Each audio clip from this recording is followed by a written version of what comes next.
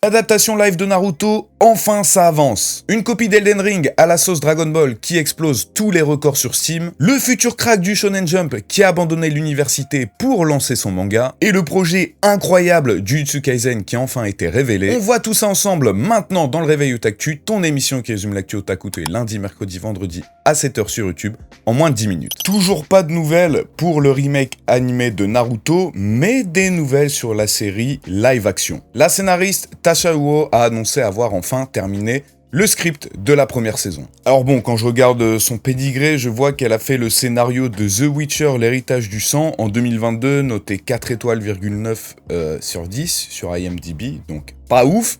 Mais derrière, on a quand même un très gros réalisateur, Destin Daniel Cretton, avec mon superbe accent, qui là au niveau de la réalisation et production c'est un peu mieux, notamment la réalisation de Shang-Chi et la légende des 10 anneaux. Shang-Chi, ouais plutôt. Shang-Chi, c'est qui ça?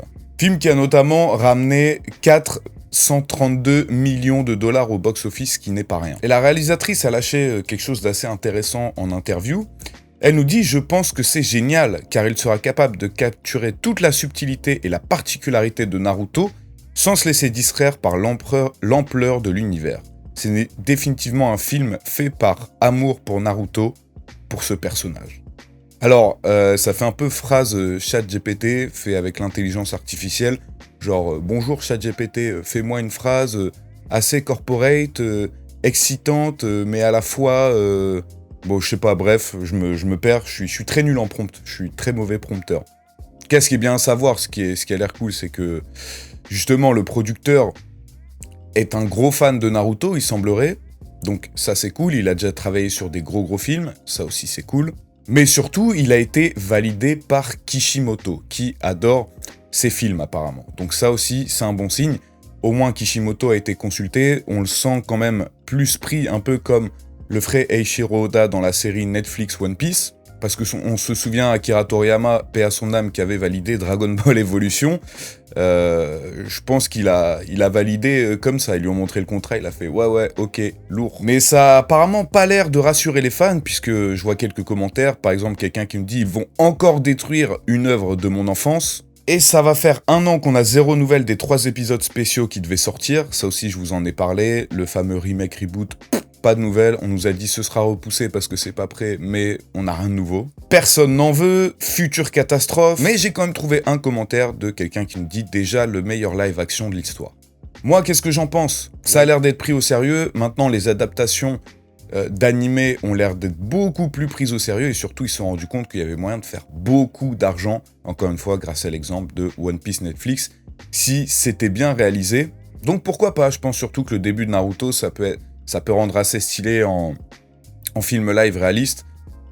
Pas la 4e grande guerre, ça va être un bordel, mais moi je suis assez impatient de voir ça. Dites-moi ce que vous en pensez dans les commentaires. Merci à Oli, le partenaire du Réveil Otaku pour ce mois-ci. Commencez à connaître, voilà, les boissons naturelles, peu caloriques, délicieuses pour toutes vos occasions. Vous avez moins 5 € de réduction sur le lien direct dans la description et moins 10% sur toutes vos commandes avec le code LucasTV, donc n'hésitez pas à aller tester, pourquoi pas un petit pack découverte, c'est le meilleur moyen de tester toute la gamme et de voir quels sont vos goûts favoris. Encore merci à eux et merci à vous. D'ailleurs est sorti cette semaine le jeu Black Myth Wukong, un jeu qui était énormément attendu.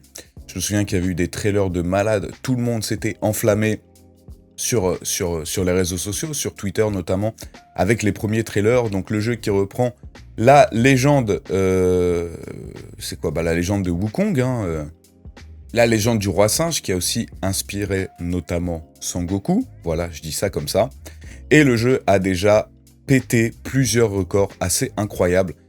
Le jeu solo le plus joué de tous les temps sur Steam, plus de 2,2 millions de joueurs simultanés, taux d'approbation de 96% sur Steam, et le deuxième jeu le plus joué sur Steam.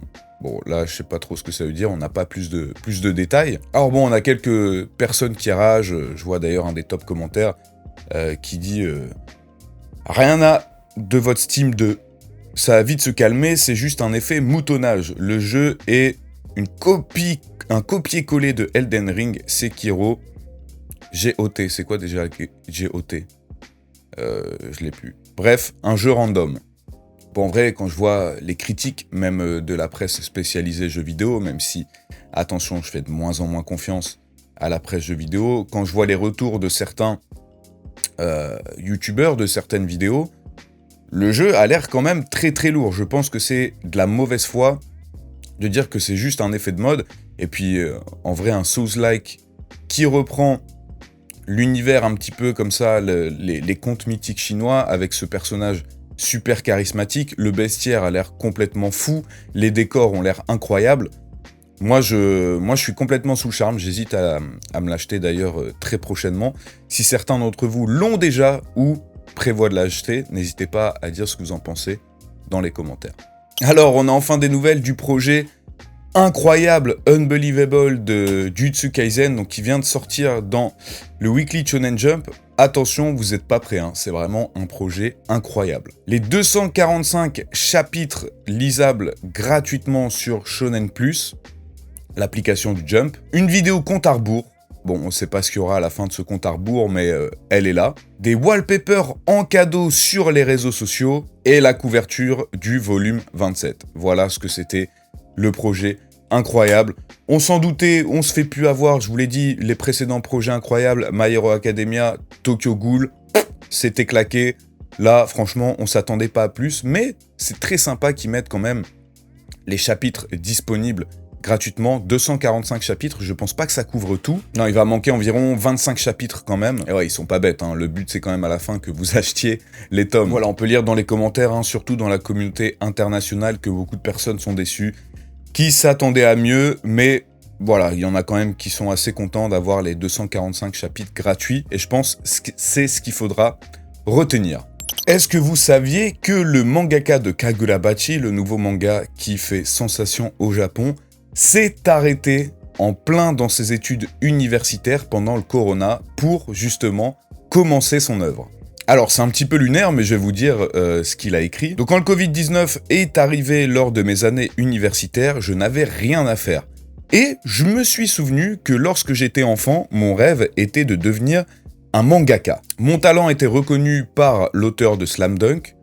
Bon, je sais pas d'où ça sort, peut-être qu'il avait fait des petits concours avant, qu'il avait envoyé au Jump, et puis il avait reçu un petit message disant « Ouais, c'est bien, continue », je pense que ça doit être ça. Donc il en rajoute une couche disant qu'il a complètement laissé tomber le lycée pour devenir mangaka. Mais surtout, fait très intéressant, c'est que ses parents n'ont pas essayé de l'en empêcher. Et ce qui est quand même quelque chose d'assez rare, en tout cas dans la culture japonaise de nos jours. Vous savez, il y a énormément de pression sociale, les parents veulent que leurs enfants se marient assez jeunes. Ça change, hein, ça change, c'est en train de changer avec les nouvelles générations, mais c'est quand même assez rare. Je pense pas qu'il y ait beaucoup de familles japonaises qui auraient accepté que leur enfant s'arrête au lycée pour devenir mangaka, surtout qu'on sait que c'est un métier où tu peux tout cartonner, mais il y en a énormément qui galèrent à peine pour payer les factures et pour se payer à bouffer. C'est pourquoi je me dois de réussir pour eux. J'avais des cloques et des égratignures plein mes doigts parce que je tenais le stylo d'une façon bizarre et que je mettais trop de pression sur celui-ci. Donc ça explique un petit peu pourquoi est-ce que visuellement, au début en tout cas, le manga n'est pas super beau, mais que ça s'améliore au fil du temps. Tout simplement, il a commencé à devenir mangaka il y a que quelques années. Et surtout, ça explique aussi pourquoi l'histoire s'inspire d'autant de shonen neketsu qui ont cartonné récemment. Il a fait une sorte de melting pot, il a tout mélangé, hop, et ça a fait Kagurabachi. Il faut croire que ça fonctionne plutôt bien, hein. C'est toujours en parution. Ça va fêter ses 1 an dans le Shonen Jump. Le premier tome va bientôt sortir en France, donc moi je dis chapeau l'artiste, et c'est encore une preuve qu'il faut toujours croire en ses rêves. Alors je sais que c'est assez facile de dire ça comme ça, il faut pas non plus foncer tête baissée n'importe comment. Voilà, lui il l'a fait pendant le Corona, il y en a énormément qui ont saisi cette opportunité pendant le Corona pour tester de nouveaux trucs, et ça a fonctionné. Mais c'est vrai que là maintenant, dans le monde actuel dans lequel on vit, eh bien les gens sont trop dans leur quotidien, ils n'ont pas le temps d'apprendre de nouvelles choses, d'essayer de nouvelles choses. Parce que si tu essayes à 100% quelque chose de nouveau, tu dois laisser tomber ce que tu es en train de faire maintenant, et c'est trop de risques, les gens n'ont pas envie de perdre leur confort quotidien, et ça se comprend. Je suis un petit peu dans le même cas. Enfin bref, voilà, c'était le petit passage Kagurabachi. Voilà, merci à tous d'avoir regardé cet épisode de l'Otaktu. Comme d'habitude, le petit like, le commentaire, l'abonnement, activez la cloche, je compte sur vous. N'hésitez pas à aller checker les produits Oli. Si jamais ça vous tente, vous avez une réduction. Je vous souhaite à tous un excellent week-end. On se retrouve lundi pour un prochain épisode. Jana.